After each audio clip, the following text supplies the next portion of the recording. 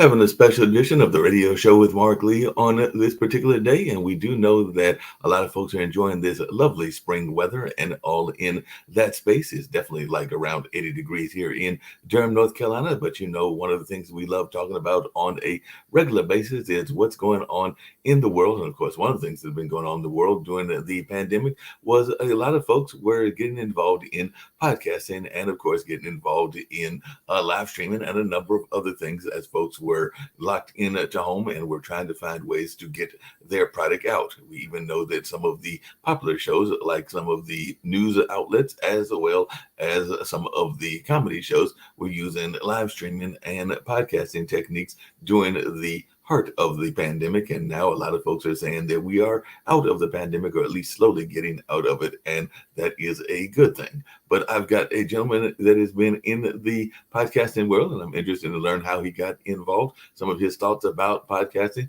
And of course, one of the first questions I've got to ask him, as I am here in North Carolina, and of course, a lot of people that are familiar with North Carolina know North Carolina is an agricultural state. And of course, a lot of people will know about a certain product that is in that space of technology and even sometimes agriculture, because sometimes people will be buying Hewitt Packard kind of products. So since I know that Craig Hewitt is his name, we're going to find out if he's related to that great family and or not, and also how he got involved in podcasting and all along those lines. So I'm going to bring Craig on and see whether he's related to that famous family and everything, and if not, whether he gets this question asked a lot and all in that space. So. Yeah, first of all, thanks for having me. It's great to be here. I do get that question a lot, and as far as I know, no, I'm not related to that wonderful family. So I have to work hard for my money instead of get it the old-fashioned way. No doubt about that. I know that you work with Castus, and a lot of people have been going those distant podcasting outlets, and there are a number of them that are out there. I know that when I was doing the more audio podcasting version, and I still do it with my friend Dean, we were on a Blog Talk at first, and then we moved over to Anchor, and now we're just kind of like doing episodes here and there in the podcasting space. I've been more involved with this Pod TV live stream network, which is like an actual network with various shows, but uses more of the live streaming kind of capabilities as opposed to the more traditional podcast and audio versions. But I was just wondering, how did you get involved in podcasting? If you can share a little bit about your story. I know that I got into radio when my parents decided to form a radio station when I was a preteen and all in that space, because they were frustrated by what they saw. They didn't see enough of the coverage of minority issues. They definitely didn't see enough of the music that they loved, which was jazz and blues and some of the early R&B. So they were like, with no radio experience at all, they were like, hey, let's go over to the FCC and try to get a license and get a station going and all in that space. And that was done in the mid 70s. I think the station came on in 76 and went off in like 87 or 88, but they had about a 10 to 12 year run, and it definitely even has been featured in some Wikipedia entries, and I think even a couple of short films and other things have been about that, because it was one of the few stations that is in that nonprofit public radio world that aren't connected, say, with a university or a large institution. So that was something that they did that was different than a lot of the other ones. So how did your own background come into media?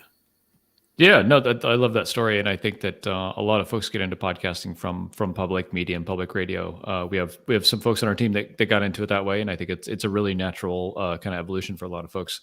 Mine was not that way. I got into podcasting because I wanted to quit my day job in corporate America, and so I started a podcast just about entrepreneurship and online business, where I would interview folks that were, making a difference and kind of making their own way in the world. And got into that space pretty quickly. It's a lot of fun. It's a really cool space. Listening to podcasts like Tropical MBA and Startups for the Rest of Us and Pat Flynn's Smart Passive Income. A lot of folks have heard of those. And so got into that. Started a little micro agency around podcast production. So we do like end-to-end podcast production. So you record, we do everything else: audio, video, show notes, audiograms, short clips for social. Got into that, did that for a few years, and then started Castos, which is a podcast hosting and analytics platform. So we help podcasters grow their audience and monetize their shows. And so now we have, thousands of customers and tens of thousands of podcasts, and help folks all over the world to kind of help share their voice with their Right. audience. No, that makes a lot of sense. What were some of the things that you learned in when you were in corporate America that you brought into the podcasting world, and what were some of the things that surprised you about the podcasting world? Yeah, I mean, so I think the first one's easier to answer. Probably, one of the things that I took from corporate world was just kind of how business and how sales works. I have a sales background, and so just knowing how sales works, how business works, and generally how to run an effective business is really hard. It's easy to create content and have a brand and things like that, but to actually make profit and run a business and provide a valuable service to folks is a whole nother story. So I think that's a really underappreciated thing in the entrepreneurial worlds, right? Is like, hey, go work for even a small company. That's like ideal, right? Go work for a small company and see how real business works, and then go out on your own maybe, and you just have a lot more tools in your tool belt then. So I really valued that, and seeing how like processes and some systems work in a Fortune 500 company. That's probably the biggest thing I took away, and then like a disdain for all of that too, which I think fires fuels my ambition to keep doing this so I can keep my freedom. So those are the things I took away, and then the things that surprised me about the podcasting world is still to this day, I've been doing it for 8 years, how there's not great monetization options for podcasters. You look at written content, there's ad networks that are pretty easy. There's YouTube, there's ads built into there, and podcasting for the most part just has a poor monetization model. There's not a centralized place to do it. There's not a great kind of marketplace to get ads, unless you're maybe part of a network like you are. And I think that's probably why the medium hasn't really taken off, right? Because there's not enough money in it for most all creators to where they can make a lot of money. So folks who are like, hey, I'm a creator, I want to make a living doing this, they do podcasting because they love it, right, or they do it to supplement other things that actually make them money. And so I think that's the unfortunate reality for a lot of folks, is that podcasting is not the thing that most creators do to make money. No, that's very much true. And one of the other things that I've been curious about, and maybe Castos, and you just mentioned something that y'all do that is maybe the answer to this, but I know in talking to a lot of podcasters and even live streamers, unless you are a major name, Joe Rogan or somebody like that, there is not a lot of analytics that goes in there. There is not really, that I am aware of, and maybe you can correct me, a Nielsen's type that allows a lot of the small podcasters to know exactly where their audience is and how to track that audience. And that's something that I've been wishing that I would see for decades now and everything, but I haven't seen quite a Nielsen or an Arbitron, which is what radio uses and everything, kind of system that could help everybody from the little smaller mom and pops operation to the bigger ones. Like I said, if you are a Joe Rogan, you know that you've got millions of viewers, and some of the other popular hosts that are out there as well that have the backing and the notoriety, whereas a lot of other folks don't have that notoriety. And sometimes that is something that I wish we saw more of. So it sounds like part of what y'all are doing at Castos allows some people to have that, but how does that work? And is that something that you saw as a need?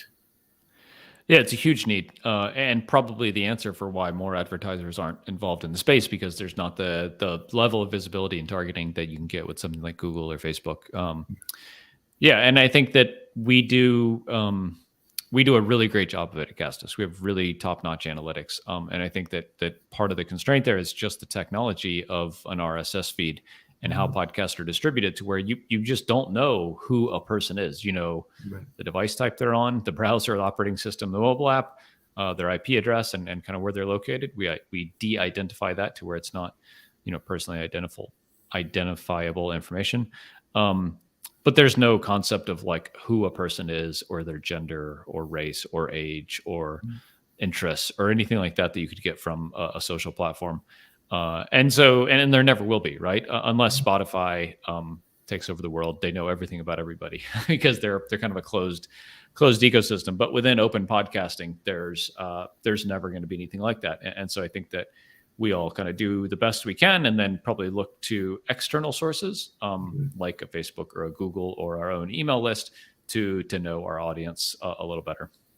That makes a lot of sense. I know one of the other things that we've talked about, we also have a media show that is on Mondays and everything. And one of the things that a lot of people like, particularly about the audio podcast, is that they are less restrictive in what you can say and everything. I know that I am a person that is a fan, even though I've not been on it as much as I was, say, months ago and everything, of Clubhouse. And definitely on Clubhouse, you can hear viewpoints that you may agree with or viewpoints that are totally not agreeable, and sometimes they are on both extremes and all in that space, but you're allowed to say a lot of those things. Whereas I know with Facebook and YouTube, even in this network, we have run across problems where things have been said that they felt were counter to what their messaging needed to be, or what they felt was a fair messaging, whether that was things around COVID or whether that was things around Ukraine. And I know that we have gotten those notorious strikes, and in some cases, even some of our owners have been put in what they like to call the gulag or jail and all in that space because they've got those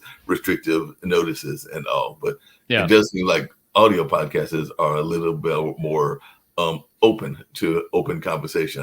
That's just my take, but I was wondering, would you say that that is the case? Because like I said, there are some major players out there, whether that's Facebook or Google, and Google, of course, I think owns YouTube. So that kind of like restricts some of what you can say and everything. Yeah, no, 100%. I mean, I think that podcasting by its very nature, kind of like email or blogging, is open and decentralized, and which makes it really great, right? Especially in the age here of billionaires buying social media networks just for fun. Like no one is ever going to shut off my podcast, right?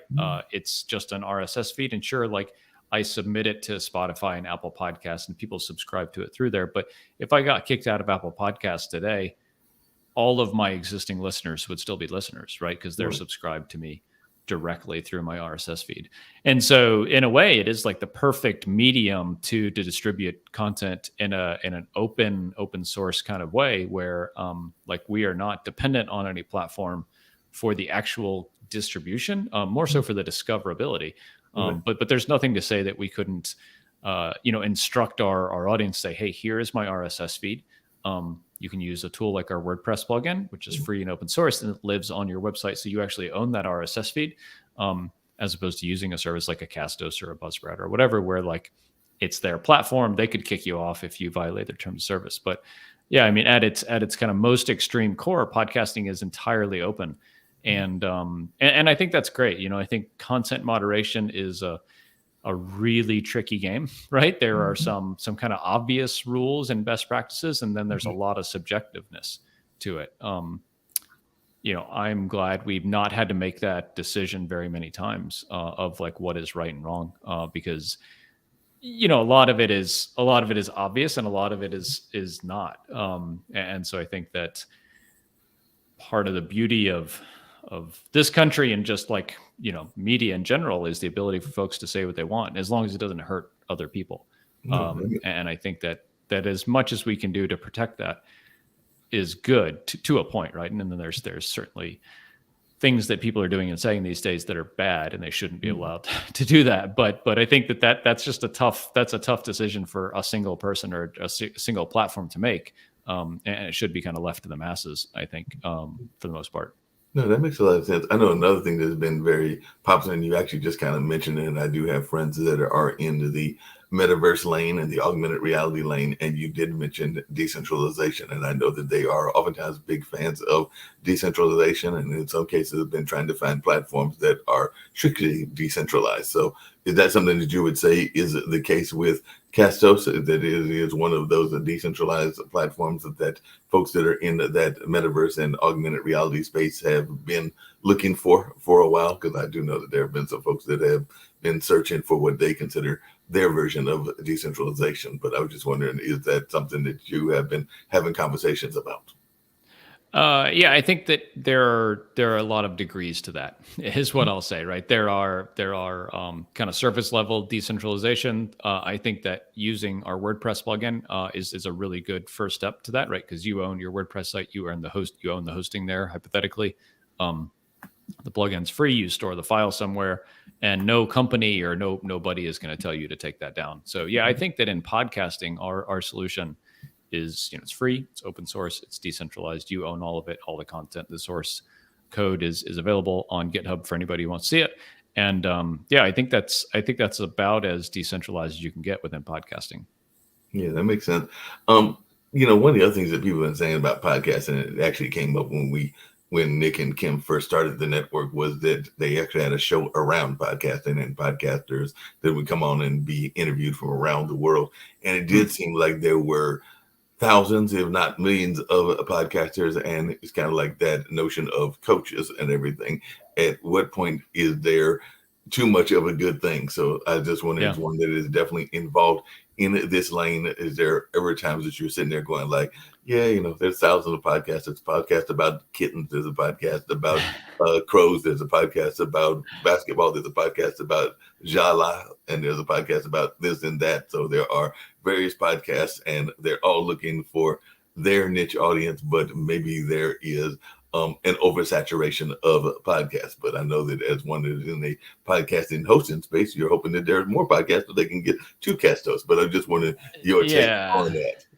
Yeah, that's tough. I think that there's never too many podcasts, and I think that it's definitely, I'm biased because we're in the podcasting space, but also just it's a fantastic medium, right? It's a lot of fun. It's an interesting way to communicate and share your ideas and thoughts with folks.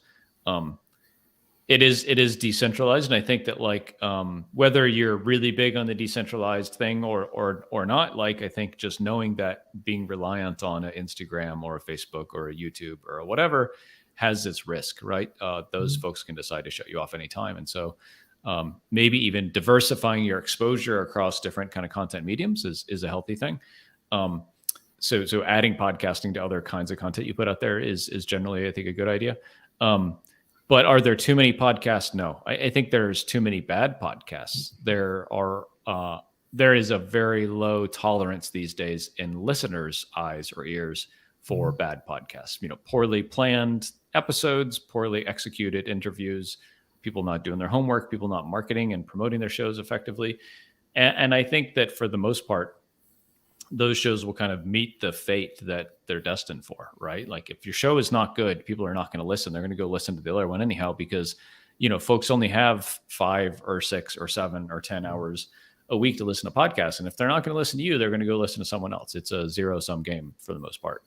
That makes a lot of sense. It's very much a zero-sum game, and sometimes there are podcasts that have certain niche audiences. I know that one of the podcasts that we do actually covers the chess market. Now, that is a very niche market, so definitely Sasha covers a great bit around chess tournaments and a number of other things that are dealing with the chess world. But, if you're not into chess as a game, I don't know if you're going to come rushing to Sasha's show. But as he likes to point out, there are a number of chess podcasts and chess shows that are out there. So it does have a wide audience, and maybe a wider audience than people are thinking it has, and all along those lines. So maybe you just got to find what your niche is. And both he and his wife are champion chess players. So of course they'll be able to get other chess folks to come on and share that knowledge. So interesting.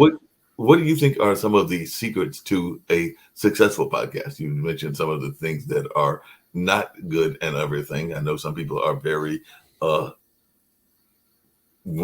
concerned about their imagery and some of that things. There are some folks that are very much concerned about the backdrop, and I know that even on this network there are some that have been concerned about the backdrop. As you can tell, I'm more about the content of the conversation than the backdrop and all in that space. But there are others that are very much about their microphones and their equipment, and I'm not saying it's not good to have good equipment or even to have a green screen or a number of other things. But what is your idea of what makes a good podcast?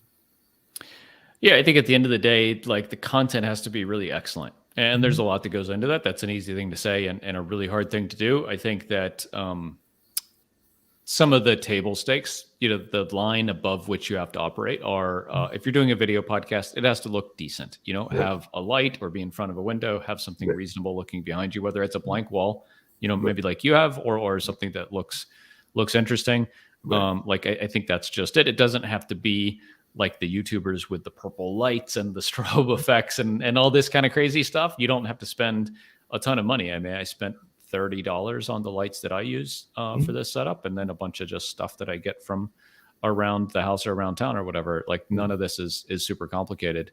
I think you need a podcasting microphone because without it, you just don't sound great. And so this is a $60 microphone. This is the Samsung Q2U, and the little windscreen on the front and the boom arm all together with the lights and the webcam. I'm in for $250 maybe. And this will go as far as I need it to go. I could have an ultra successful podcast with this. And I think from there, worrying about your gear, it has severe diminishing returns, right? Because a $500 microphone makes me sound like 2% better, and $1,000 lights makes me look 2% better. And so that's not the opportunity to improve. The opportunity to improve there is how are you creating the content? So if it's an interview show like this, are you researching your guest? Have you listened to the last 5 podcasts that they've done? Have you done your research of like who they are and what they're interested in, so that you can ask the really important, interesting questions and not the stuff that you've heard that person say in 1,000 other podcast episodes. You think about, like you mentioned, Joe Rogan. Joe Rogan's been on a ton of podcasts, right? So like, it's not as interesting to hear a person like that be interviewed as what if someone interviewed him about his childhood or going to church as a kid or his family or something, whatever. I don't know what the example is, but like find either the person who your audience has never heard of, but would be super interesting to interview, or the person that they've heard all the time and talk about something that you've never heard them talk about. And those two things are really hard. And that's why they don't happen very often. But if you take the time to do those things right, you'll be rewarded with like a rabid audience who's passionate about you and your following and suggesting you to their friends, at the water cooler. Hey, I heard this podcast. You got to check this episode out, blah, blah. And that's just how viral organic growth works. And any kind of content, and podcasting is no different. You got to just create better stuff than everyone else. Yeah, no doubt about that. You had mentioned earlier, and I did hear some of them, that you had earlier interviewed some of the great entrepreneurs of the world. What are some of the things that you learned from those entrepreneurs? I know a lot of times people are wanting to get lessons from the Elon Musk of the world and the Richard Branson of the world. And sometimes it is surprising what they have in common, but sometimes it is also surprising what they don't have in common. But I was just wondering what your take is, as you have definitely been in the lane of talking to various entrepreneurs, both in your other job before joining Castos, and now I'm sure you're doing the same thing in Castos as well. So what is some of the life lessons that you learned personally from some of these great entrepreneurs?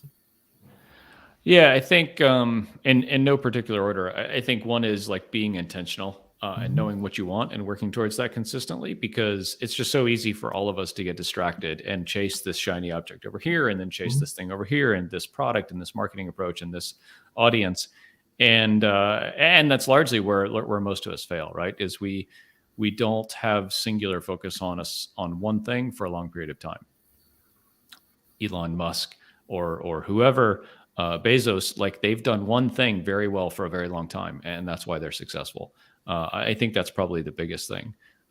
I think that as a company gets bigger, the ability to delegate and manage a team is really, really hard and really unnatural for a lot of folks. And so the people who have made it have become very good at that, whether through trial and error or coaches or mentors or things like that. And so I think the realizing that they have a unique value and ability to contribute to their company and the market, and try to do only that and then delegate away everything else is really super important, even from a small company size on up, like just focusing on what they're really good at and not trying to be everything to everybody.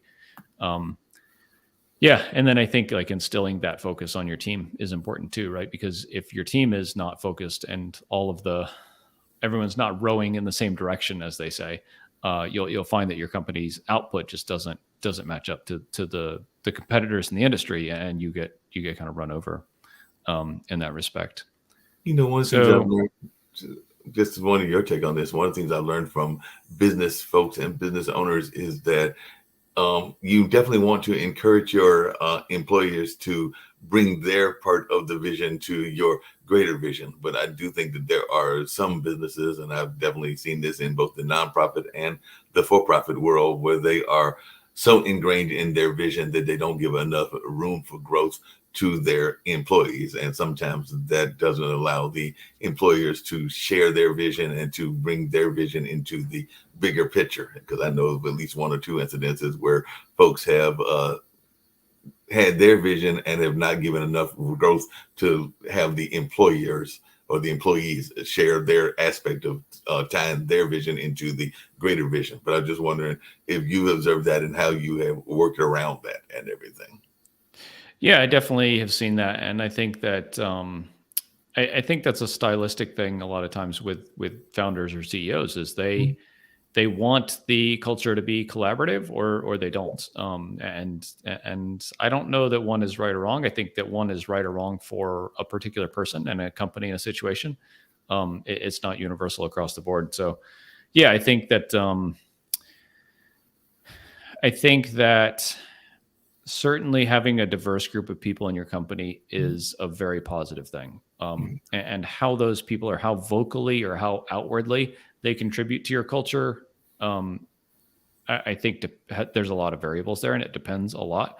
But certainly, like one of the things that we value a lot is we're a relatively small team. We're 9 people. 7 of those people speak another language.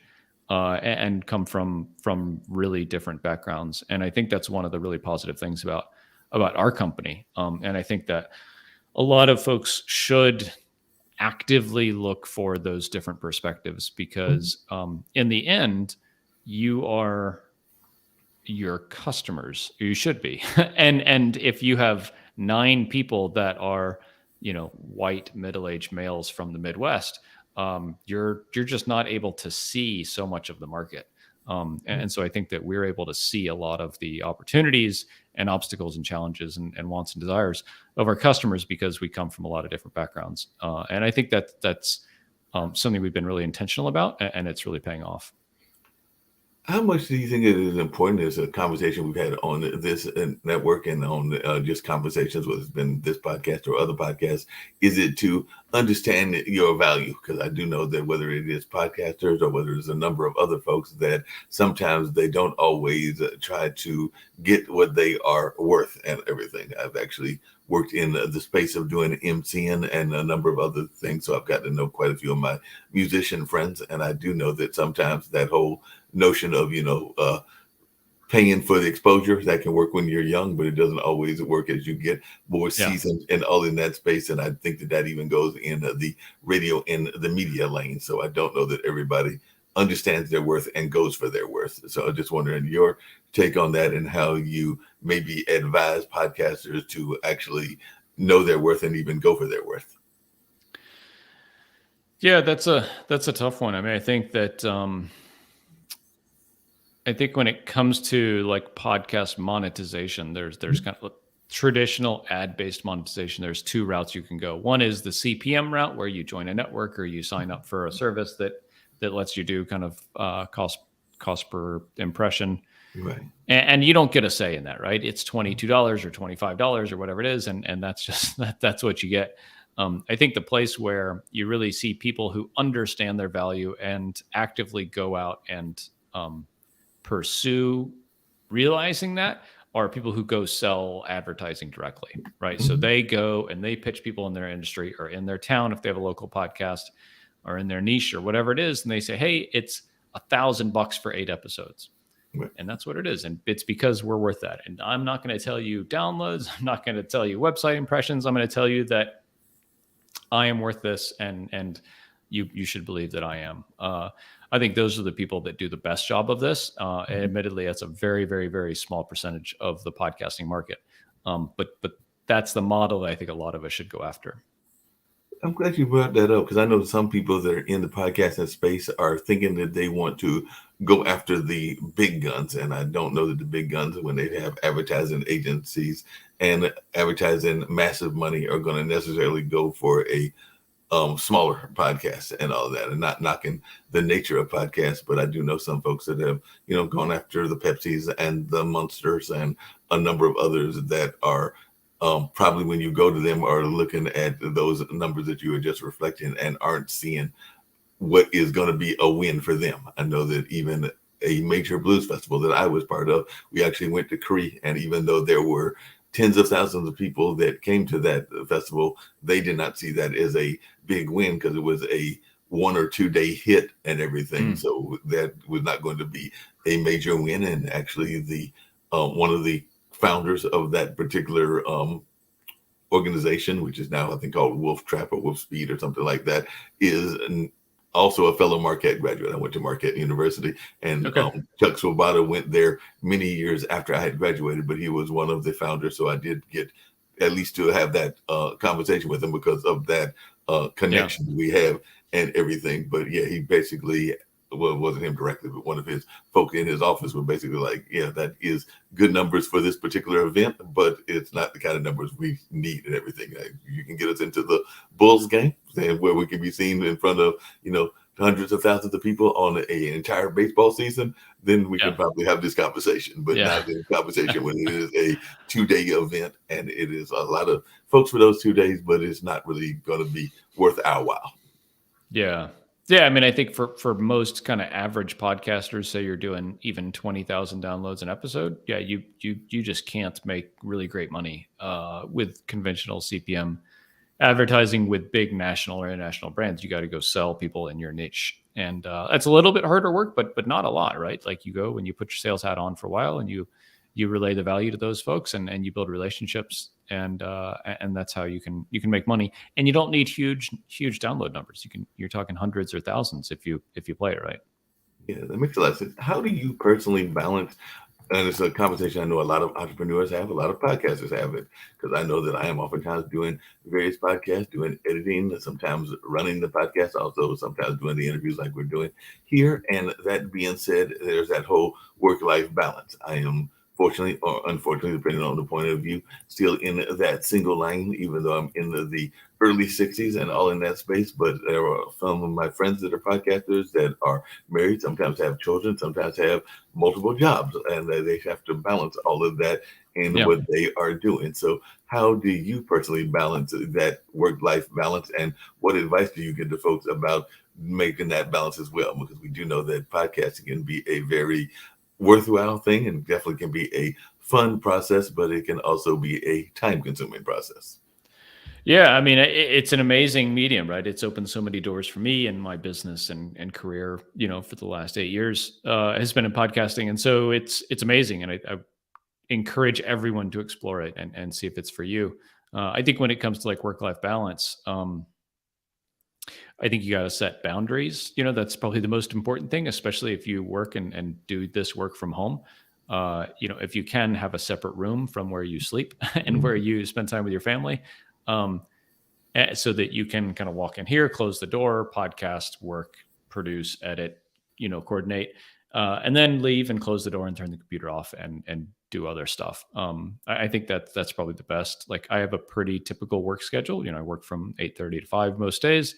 And at 5, like, I want to be done. And like, maybe I'll look at my phone in the evening, but probably not, because I know that like everything will still be there in the morning, and I can catch up on stuff then. There are times in a career or in a company where you got to put in the extra hours, and I'm fine doing that. But that's the exception more than the rule. So if it's a 50-hour week or something like that, I know that like that just doesn't last for too long. I definitely have done a lot of those over time, but hopefully I've kind of put in my hours to where I don't have to keep doing them forever.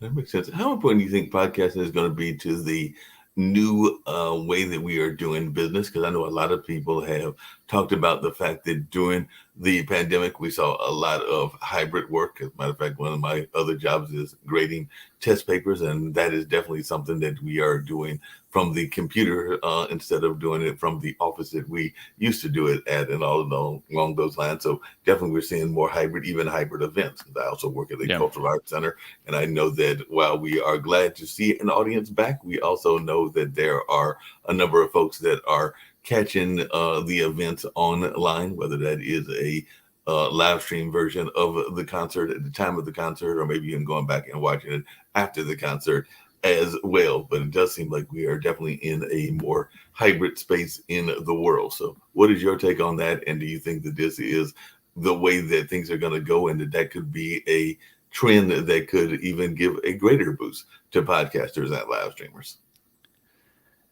I think with respect to the last one, I think that we are kind of over the hump of peak remote and peak podcasting benefit from remote, as a result of the pandemic. I think the reality is big companies who don't have remote built into their DNA have a really hard time thriving in it, right? Everyone could kind of stomach it for a year and a half or whatever with COVID, because you just didn't have a choice. But if you don't have the types of people and the management style and the communications and the trust and reporting built in that you have to have as a remote company, like we're an entirely remote company. We always have been, we always will be.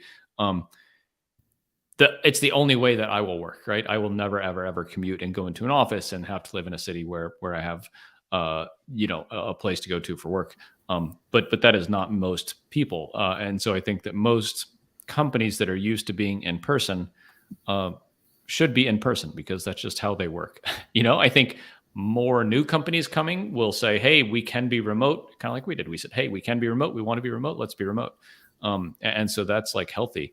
But to expect the kind of entrenched incumbents to convert to remote, I think is unrealistic. And so I think a lot of them, as we're seeing, will be calling folks back into the office, and that's just the norm and kind of reversion to the way things are. And I think it's best for them, and this is best for us. And so we're all kind of doing what we should. As it relates to podcasting, I actually think it's an opportunity for those companies to be able to stay engaged with their employees when they're in transit, when they're working remotely. Things like private podcasting internally for companies as a way to stay communicated when people don't want to be kind of strapped to a desk when they're working from home, maybe for a day or two, but want to stay connected with what's going on with the company. Private podcasting is a really great way to take and repurpose content, or intentionally kind of record and produce content in an audio first, like remote asynchronous way. And platforms like Castos can help them do that. But I think that in general, companies have to meet the demands of the market, which are employees. And I think that in the last few months, we've seen that that shift has swung from, arguably a year ago, employees held all of the leverage, right? It was super hard to hire anybody. Now where kind of all big companies that rely on venture capital or anything have seen, several rounds of layoffs in the last 6 or 8 months. To where I think there's probably an average kind of balance between employees and companies now when it comes to, who needs who more, I guess I'll say. And so I think that folks are more willing to say, sure, I'll go into the office and work because I really want to work for this company, or I just need a job. Whereas, a year ago, that probably wouldn't have been the case. Yeah, that definitely would not. And that'll change again in the future. Yeah. What do you see as some of the big trends that folks should be paying attention to in the podcast world? You've definitely been working with Castos for a while. So what are some of the things that you are seeing in that space that are surprising you, and all along those lines? Yeah, I think that alternative monetization opportunities are the biggest one. Things like private podcasting, paid subscriptions. It's just huge, right? Because it takes that small creator and says, hey, you don't have to be beholden to the $22 CPM anymore. You can charge $5 a month for your audience to have access to this special podcast where it's an extra episode, or it's behind the scenes, or it's the uncut version, or whatever. And I think that's really exciting. So private podcasting and paid subscriptions, hands down for me, the biggest opportunity for monetization in podcasting. I think the other thing to watch out for is just kind of how YouTube really gets into podcasting, and how we all as content creators can leverage YouTube to grow our audience and our brand. There is a lot of crossover between audio and video and things like live streaming, like we're doing now, and podcasting.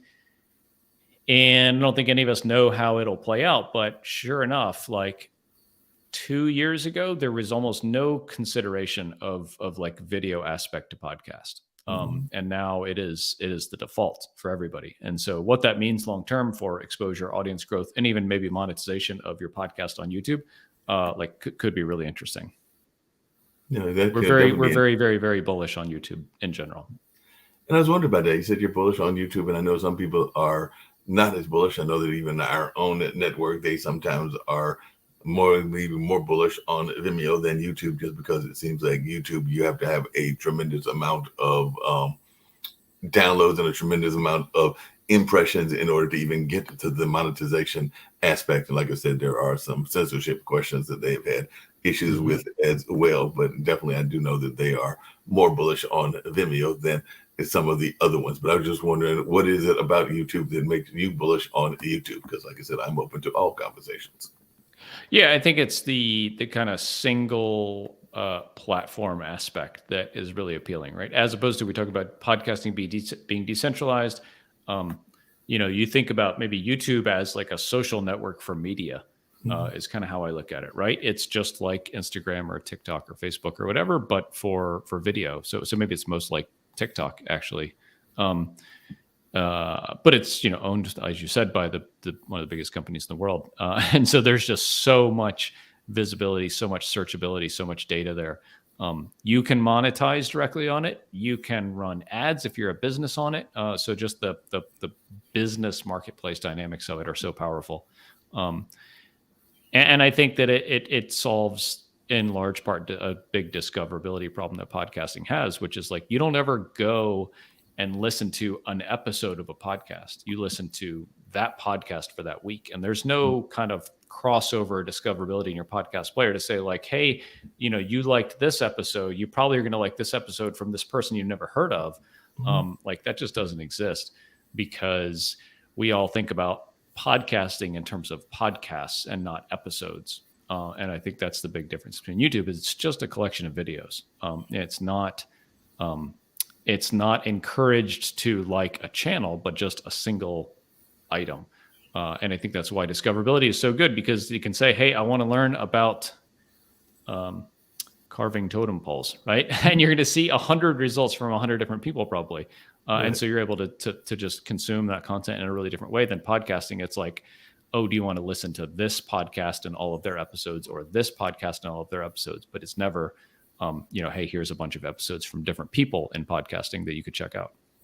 How important do you think it is to cross-pollinate in podcasts? I know a number of podcasters, and you mentioned earlier that we're doing Patreon campaigns. I know that some were literally making their podcast into courses, and I do know some that are very much involved in the blogging aspect. So they might have a podcast, but they might also have a Substack newsletter or something along those lines, and it might even be excerpts from the interview, or in some cases even the entire transcript of the interview. So I was just wondering, how important do you think it is to cross-pollinate in your various media outlets if you are a podcaster? I think if you can do it, it's nice. I don't think you have to do it. You can have a very successful podcast just on its own. If you want to connect that podcast to do other things, you gotta cross-pollinate it to email and website and social and YouTube and all those kinds of things. But that's really hard. I mean, we're a decent sized company, and we barely pull off most of those channels. And so, like, to think, man, like, I'm just starting out. I have to create a podcast. I have to create an email newsletter. I have to create a blog. I have to keep all this stuff up. I have to, engage on social. It's just, it's overwhelming. And so I think that, like, getting back to the focus point from earlier is like most people do an average or below job at all of those things instead of a really, really, really great job at one of them. I would argue doing a really great job at one of them, you would be more successful than trying to do a little bit and dabbling in all of these things. Well, that makes a lot of sense. Like I said, have to multitask. That's one thing podcasters have to do, is it multitask. So I had to check all my other people and all in that space. What is some of the greatest lessons that you wish you had learned before you got into podcasting that you didn't learn? So what is something that you wish you had learned before you got into this whole space and you regret not having learned it?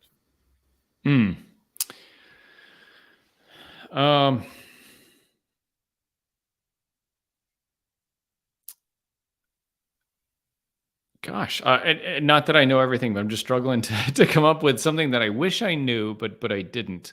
Um, I think that something I didn't realize for a very long time is like the perceived value of things and how just price relates to that. You were talking about like us valuing ourselves.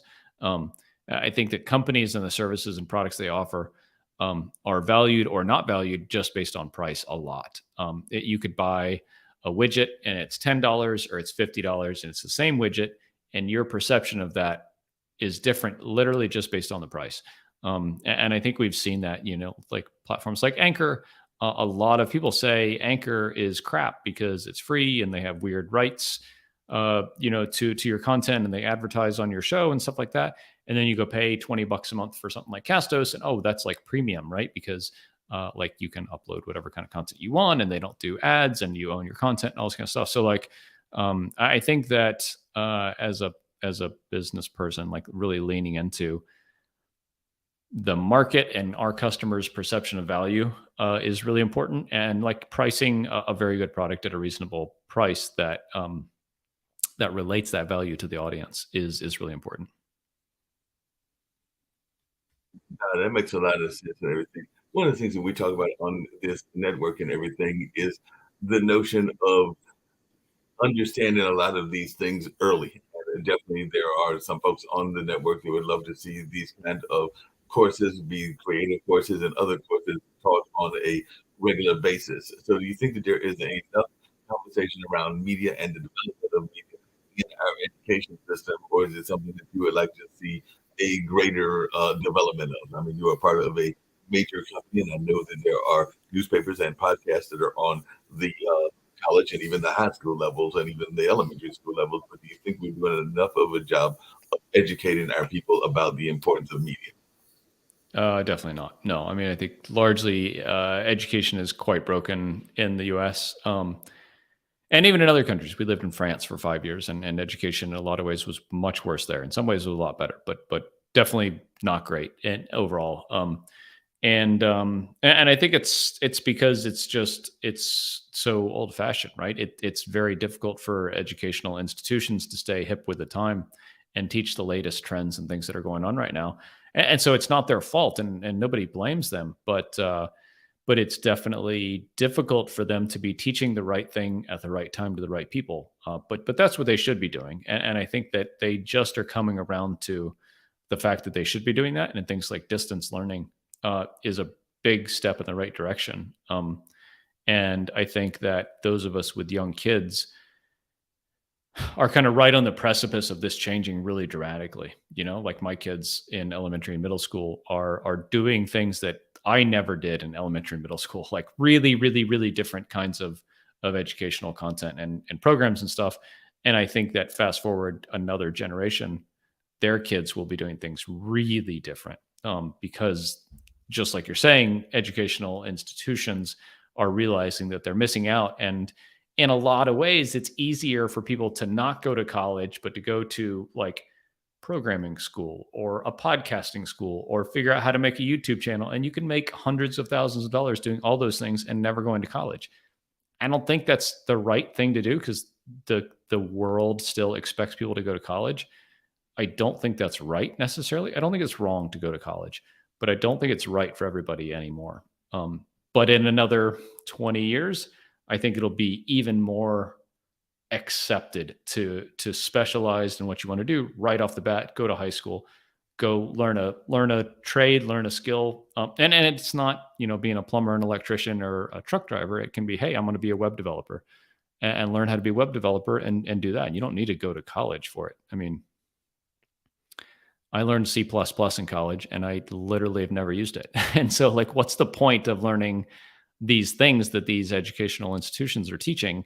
Um, the idea there's a lot more to going to college than than just these classes. But I think that as far as the core of education goes, a lot of them are missing the boat.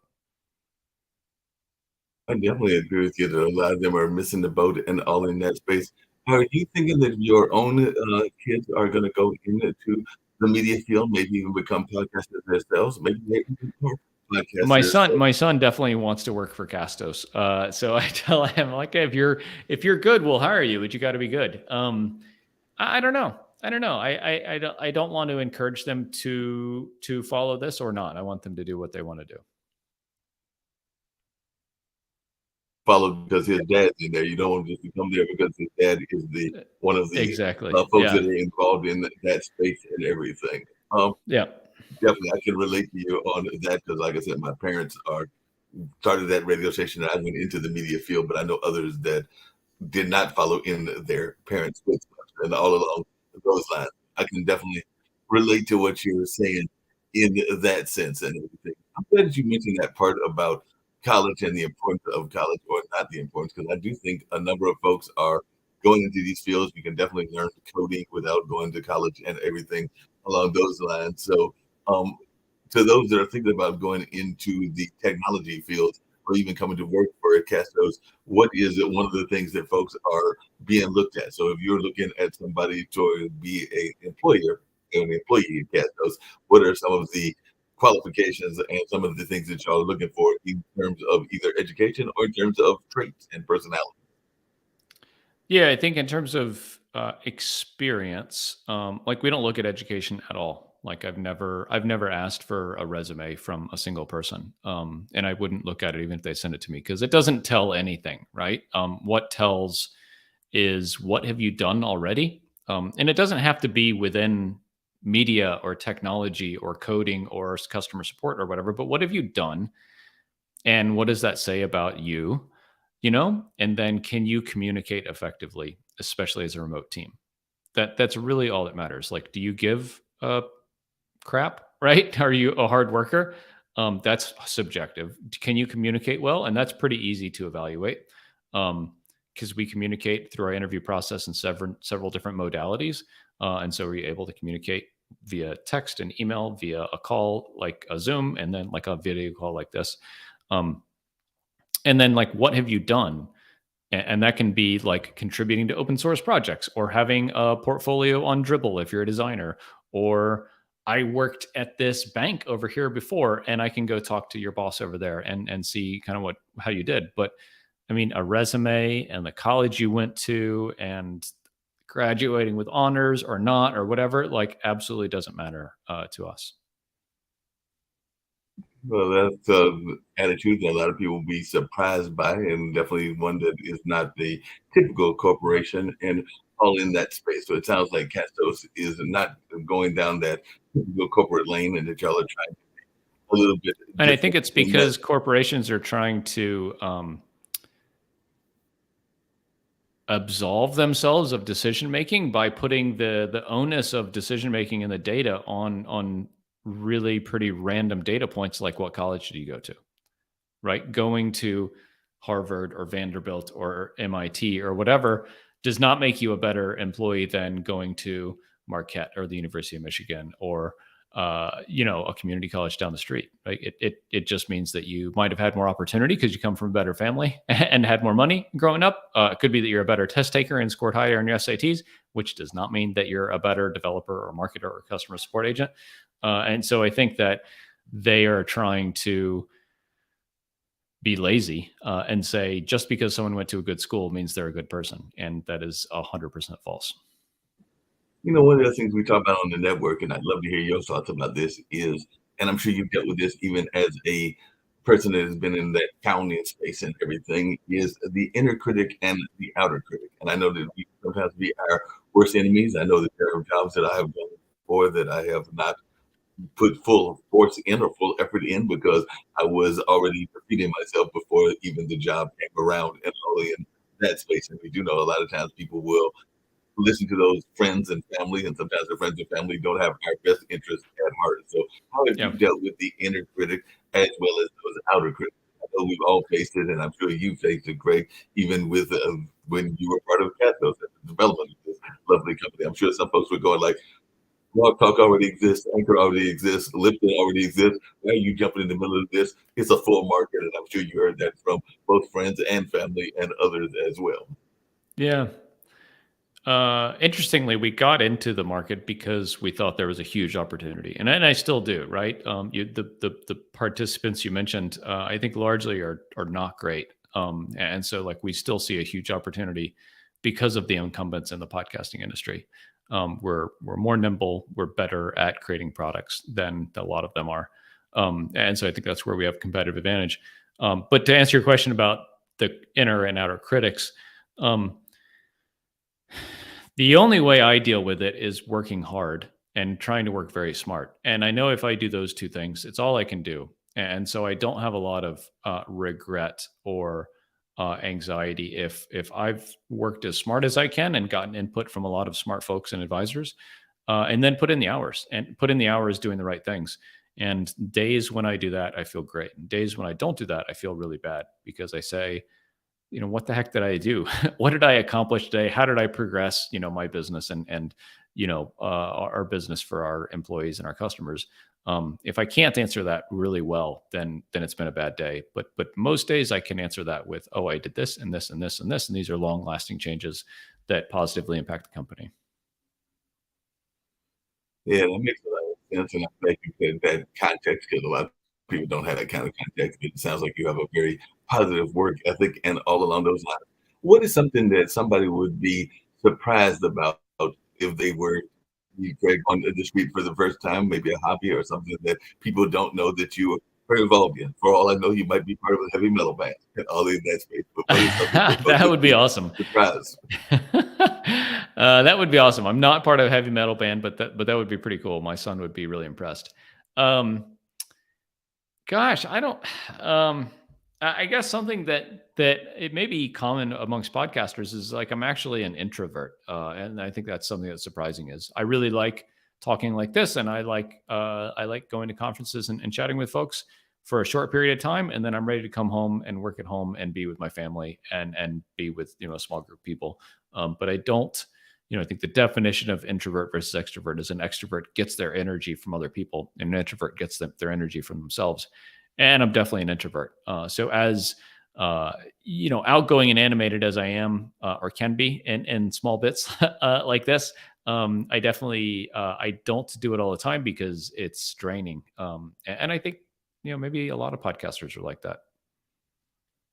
Think there are a lot of podcasters that are introverts, extroverts who I will definitely enjoy my hermit lifestyle. Sometimes a little bit too hermit because sometimes things can get a little bit too messy in a single household and all of that space. But I also Yeah. enjoy going out and about and being in the public light and all of that space. So yeah, I definitely go between being an introvert and an extrovert and going between both of them. So I can definitely relate to what you're saying in that sense and everything. I think a lot of folks can relate to that in the podcasting world.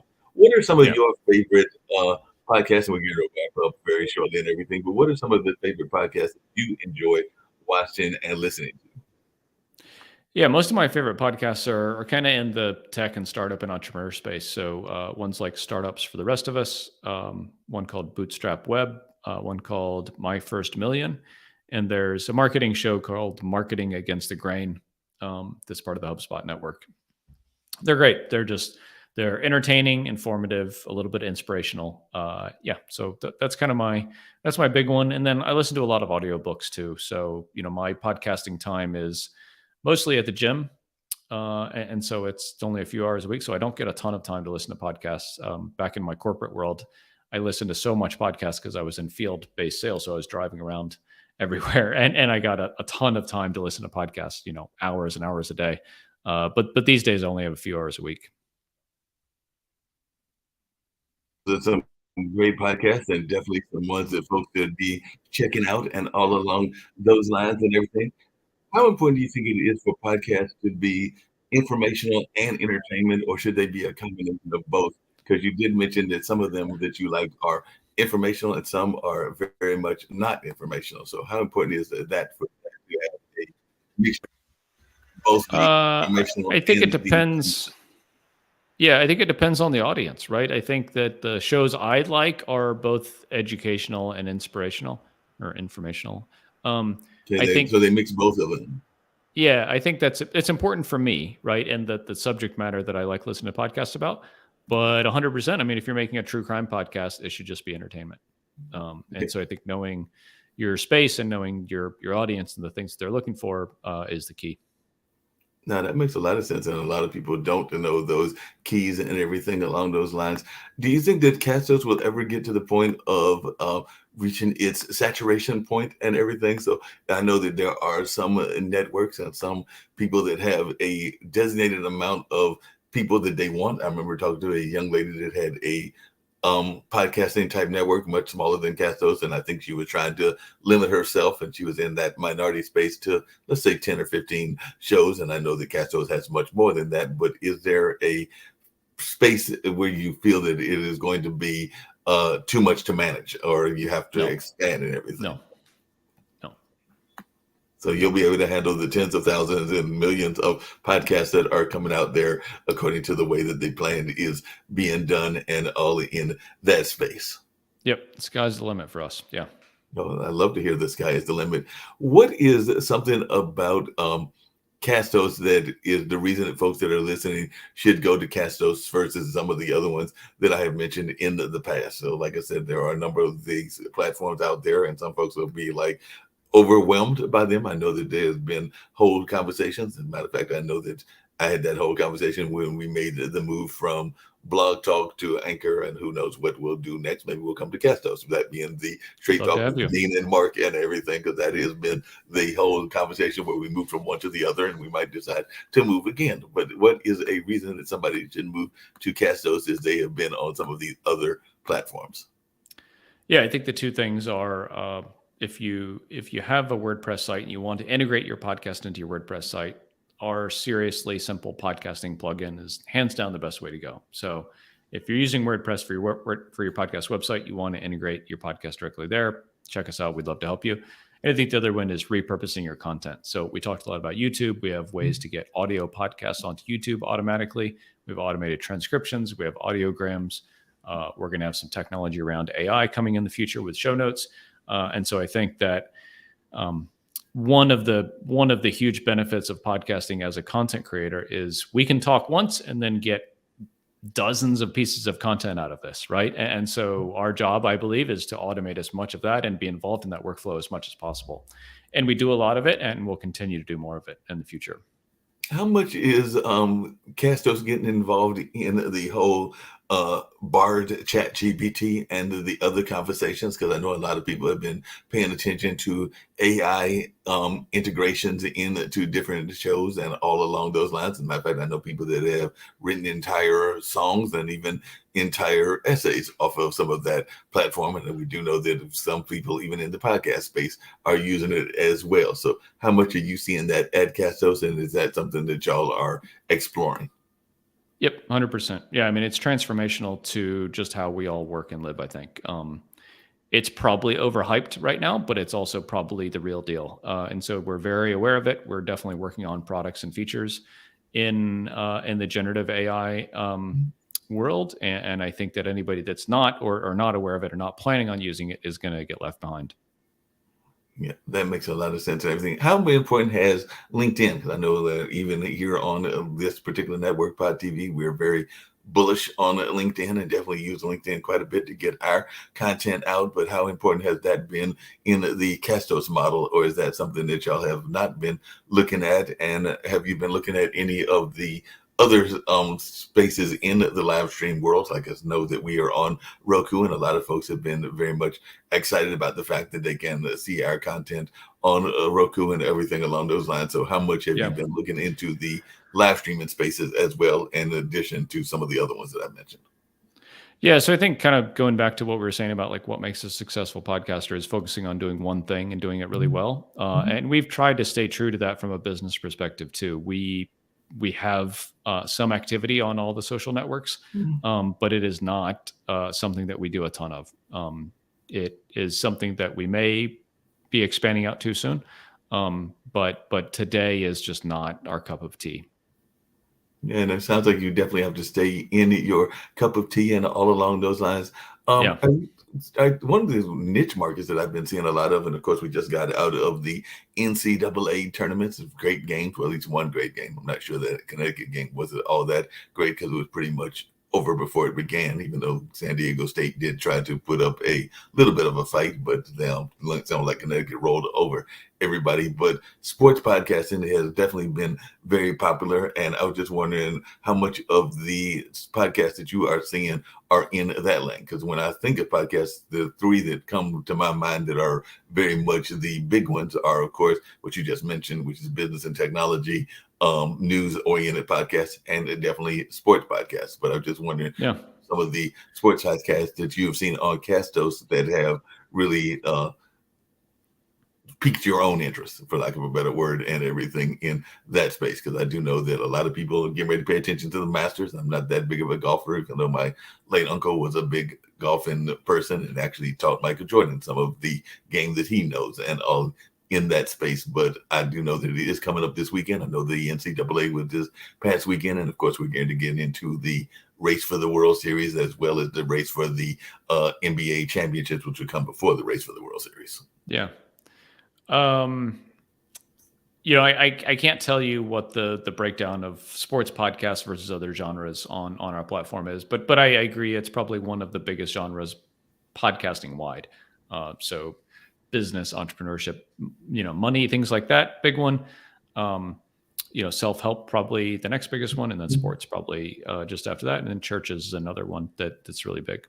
Yeah, no, churches are very big. And I know a lot of podcasters and a lot of churches will have their services as almost individual podcasts in that way. So that is definitely something that a lot of people are using as a way to get their religious message out and all in that space. So there's no doubt about that. Even you, absolutely. Greg, how important has faith and spirituality been in your own walk and your own success? Because that is something else that we oftentimes talk about on even this network. So maybe not necessarily, I don't know, Christian or not, doesn't really matter, but I'm talking about your spiritual walk. How important has that connection to a higher power been in your own journey?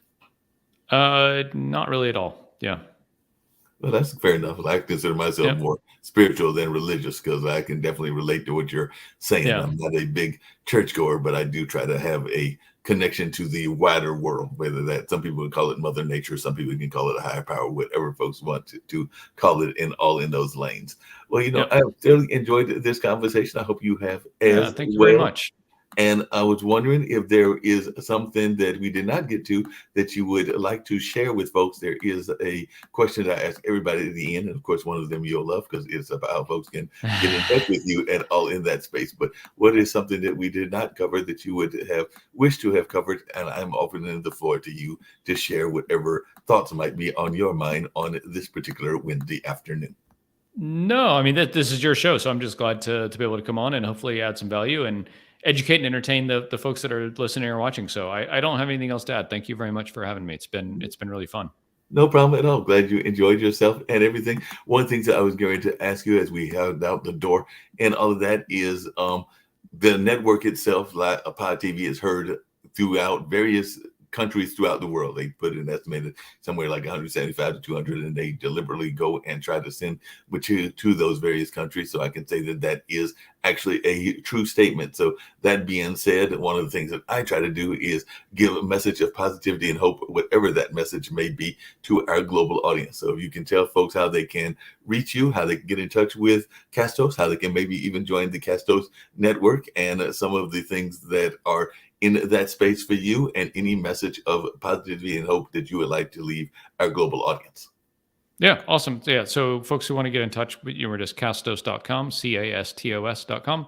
And I would just say that, folks, follow your passion and your heart, and I think that you'll be happy, right? It means different things to everybody, but for you, it'll be the right thing.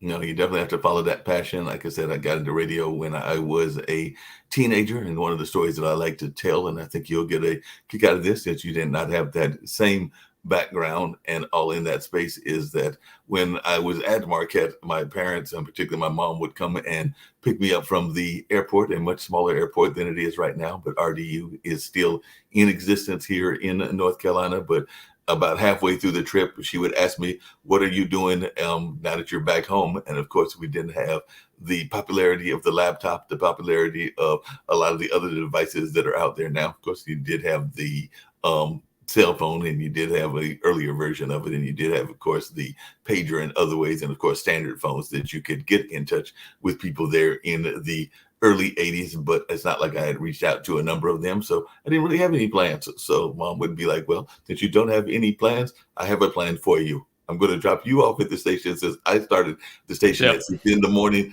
and was going to be there till midnight. How about I drop you off at the station at 6 so that you can do Featuring, which was our show that featured a artist of one sort or another. And I'll see you when you get home at about 11 or 12 o'clock. So like I said, it was that whole dropping it off and giving her a break and giving Dad a break as well. So that was a typical thing that went on in my life and all in that space.